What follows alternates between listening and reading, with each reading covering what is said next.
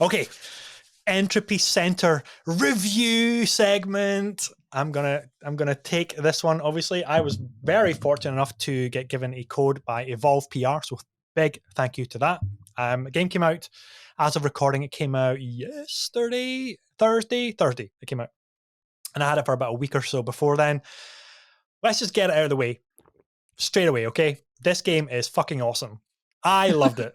That's my recommendation. I loved it, and I haven't finished it yet. I'm about act 10 or 11 or thereabouts. So it's bigger than I was expecting. It's longer than I was expecting. I'm like, shit, this keeps going. But it's one of those games where if you like puzzle games, you're always in the mood for a new puzzle room. And it's like that. It's that kind of mentality where it's like, you know what? I'm just going to take a quick break. I'm going to do a puzzle. I'm going to do one of the puzzle rooms. And I've been loving it. I've been playing it with a big fucking smile on my face because it is, and there's no way to avoid it, it is Portal by another name. Okay. And I don't mean that in a derogatory way to the developers or anything like that. It's impossible to avoid. The aesthetic is so similar. The concept and the premise is not the premise. The concept is so similar. The premise of this game is super interesting. It's got a really kind of riveting story behind everything. It's like, what is this Entropy Center? Why does it exist? Where does it exist? All this kind of stuff is super interesting. And I'm not going to go into too much detail because I don't want to spoil it for anybody who is considering picking this up. But I will say that Portal 3 is only one half, maybe even a third of this game's biggest influence, okay? It is actually far more influenced, for me anyway, by, let me take you on a little journey, a little story. Let me set the scene. We're going to go back 20 years to the year 2002, okay? The original Xbox was launched. It's been out a year. Everybody's playing Halo Combat Evolved with the Master Chief, 2001. The next year, 2002, a new, what I thought at the time anyway, a new mascot for the Xbox gets unleashed into the audience, okay? And it's a little ginger Cheshire cat called Blinks. And he is a time sweeper, okay? And it is a puzzle game that looks like Conquer, but you have time manipulation powers. And you have to solve puzzles in like a 3D platforming adventure game, but it's all using time controls. Now, back in this day, the Xbox was the very first console to have a hard drive, right? And this game was innovative because it used the hard drive that no other game had ever used before. What happens in Blinks? You record your actions in order to solve puzzles, and then you can record yourself. So then you've got one, like the main one that you control, and then the one you have just controlled. So there's like two of you to activate two switches, things like that. You can pause time, you can rewind time. That was Blinks. That was the premise of Blinks the Time Sweeper. Fast forward 20 years to the Entropy Center. Time manipulation is at the heart of puzzle solving and this game. And that's what made me think of Blinks the Time Sweeper, because this game is so clever. I would say it's maybe not quite as clever as the Portal games. The Portal games exist on another plane for me because they were so original, they were so witty and sharp and clever, and there's so many other elements to creating physics and space puzzles and solutions. Whereas Entropy Center is time-based puzzles, physics-based puzzles, but there's still other elements that you get to interact with as well. There is the typical the companion cubes. There's blocks in this game. There's the laser blocks. There's the blocks that spit out light bridges. There's things like that. There's jump pads, just like in Portal, okay, but slightly different here. But the fact that you have to use and manipulate time to solve them rather than spatial awareness for creating portals, which is what made Portal so interesting, this does its own thing because it's time manipulation. And my God, some of the puzzles are super easy. You'll just see it and it's like, okay, I know what to do this. I can speed run through this in a few seconds. Others, I was like, how the fuck do I solve this? How? What is going on here? And there was quite a few of those, but a lot of them was like, okay, everything's clicking. I know the physics of the world. I know the rules of the world. I can blast through this. I know what to do. And then other times you're thinking, I think I've just solved this, and I'm the only one that solved it this way because it's physics based and time based. I was like, I think I've just solved this, and no other fucker has been able to do it this way. And that is a feeling which is so palpable and just makes it so enjoyable.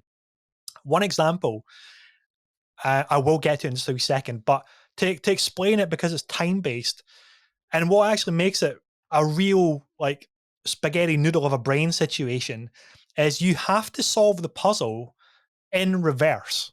So you solve it as you would typically solve it, but then you have to put it into action, you have to do it backwards. So when you rewind time, the solution is forwards. Okay. So that was just like, Jesus. what the fuck? What the fuck? You know? And it really does mess with your mind. It's like, oh my God, I got to solve it, but then I have to solve it backwards to then rewind time. It's the correct order of sequences. And it plays out in the right order of sequences. So the end of the solution needs to be the first thing you do. So and domino effect it backwards like that. And I loved that. And there was things like, okay, I have to get this block up here, but I'm down there. The block is down there. I need the block to get me up there. How do I get both of us up there? And there was one level which I this is the one that I thought, I've solved this in a way that nobody solved this. That's probably not the case. But there was 3 levels, different levels of different heights, and I had 2 jump pads, and I had to get both jump pads up to the 3rd level. So what I did was, obviously I placed one of the jump pads at the far edge of these kind of stepped. So there's at the far edge it's recessed, and then it's up to the very top level, and then off to the side it's more stepped up. So I used the second jump pad to jump up, and then I managed to, I'm not going to explain the solution too much because I want you to solve it as well, but the gist is I managed to get up to the 3rd level with one of the jump pads, but the second jump pad is down on the bottom of the level. I was like, how the hell do I get the the second jump pad up to this top level with me without undoing everything I've just done? And I'm completely stuck. I was like, what do I do? So then I was like, oh, okay, hold on. I have time control. I can go back through time, right? So you yourself doesn't go back through time. The objects go back through time. So what I did is I had the one that was up there with me, I dropped it over the edge so it would hit the jump pad at the very bottom, and both of them jumped up because it's 2 jump pads. So both of them shot up. So I managed to grab one, okay, and then I put that back on the top level. But then the one that was down there that jumped up because I dropped the thing on it, I rewound time, and it was just like an elevator going all the way back up. The thing just in awesome. slow motion, it traveled all the way back up through time, so I could just pick it out of the air, and then that was up in the top level with me. And I used physics and time to say, how do I get these 2 jump pads up here when I can only get one up quite easily, but how do I get the second one up? And you're just like, oh, I can drop this, it will shoot up because the other one hit it, and then I can rewind time for both of them because at various points in time they were both up to a level high enough for me to grab them. Stuff like that, so fucking cool and so rewarding. Yeah, And it's like I a have brain spin. It does, it does. And if you are a fan of Portal, if you're a fan of puzzle games, this is an easy recommendation. It's not that expensive. I don't know the actual cost of it, but it's like a kind of budget price title. It looks amazing. I was playing on Xbox Series X. I didn't have any real performance issues. There was one time where it was a bit stuttery, but I couldn't explain why. It was like there was a waterfall in one of the levels, and I was going across a bridge. It was actually one of the least complex environments, but it did stutter a wee bit there. But for the most part, it's been running really, really fast, really smoothly. Loads super fast, so that's great. The writing, whilst may not quite hitting the highs of Portal 2, is very good. It's very good. The little gun that we talked about a couple of episodes ago that talks to you, very funny, very sarcastic, very witty. Really, really good job there from the voice acting and from the writing team. Again, it's got loads of personality. There's emails that you can access from these abandoned work terminals from the staff that were there. Check them out. Read all of them as much as you can because they are very funny and they give backstory and lore into the world. And there was one email which had me cracking up because the staff workers are obviously getting bored about being in this facility, and they're trying to think out ways of keeping things fresh again. So they were like, I've just finished my all-time, and this is something that we probably talk about as well. I've just finished my favorite TV show of all time. I wish I could watch it again for the very first time. And they're like, hang on a minute, I have an entropy gun. I can just rewind time when I had no memory of it. Let's do that. Brilliant. Oh, I would absolutely do that. Oh, yes, and then please. they can watch their favorite TV show all over again and get the same euphoria of getting to experience that for the first time all over again. That's very clever. I like that. Yeah. The little kind of narrative touches in the emails and things like that, and just world building, padding it out is just so cool. And I just had such a great time with it. I would say it's probably closer to a Portal 1 than a Portal 2. In the sense that it maybe doesn't do enough of making the puzzles super difficult and super challenging where, okay, the reins are off, we'll take off the training wheels, and here's all the elements you now know how to use, go solve a puzzle in however way you want to. I haven't come across that kind of stuff just yet. It's still a little bit on, not on rails, that's not the right term, but it still feels a little bit, we're not sure if we should give you everything to make something that is super hard and super challenging just yet.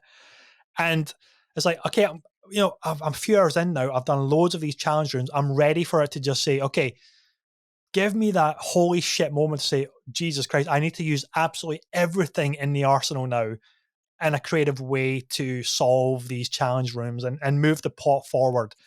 I will say though, in terms of the plot, there is a moment, just like in the first Portal, or maybe it's Portal 2, where you're like, holy shit, this is like the behind the curtain reveal as to what's going on. And it was really satisfying. I really enjoyed it. You might guess it earlier if you're playing it. I didn't, because I'm dumb like that. I'm not paying attention until somebody actually hits me over the face with it. It's like, this is what's happening. I was like, okay, that's what's happening. That was awesome. But it's so good. As a negative, I will say, in terms of like accessibility options or just general customization options, there's nothing here in terms of graphical setting on Xbox, and there might be different on PC. In terms of graphical settings, accessibility options, there's nothing. It's like super bare bones. Like, I wanted to turn off the motion blur because sometimes it can be a little bit aggressive, but you can't do that. You can't turn off film grain or anything like that. Which is, it is what it is. It's a small team, I guess. It's a little bit unfortunate, but that might make or break the experience for you if you're thinking about picking this game up. But for me, it was just like, okay, that's fine. I'm not having any problems with it because I'm fortunate enough to be, able-bodied, and I can work around pretty much any situation in terms of controls. But overall, banger little game. Highly recommend, especially if you're needing a Portal fix. Highly recommend. Sounds great. Sold. Yeah. Sold. I'll take it.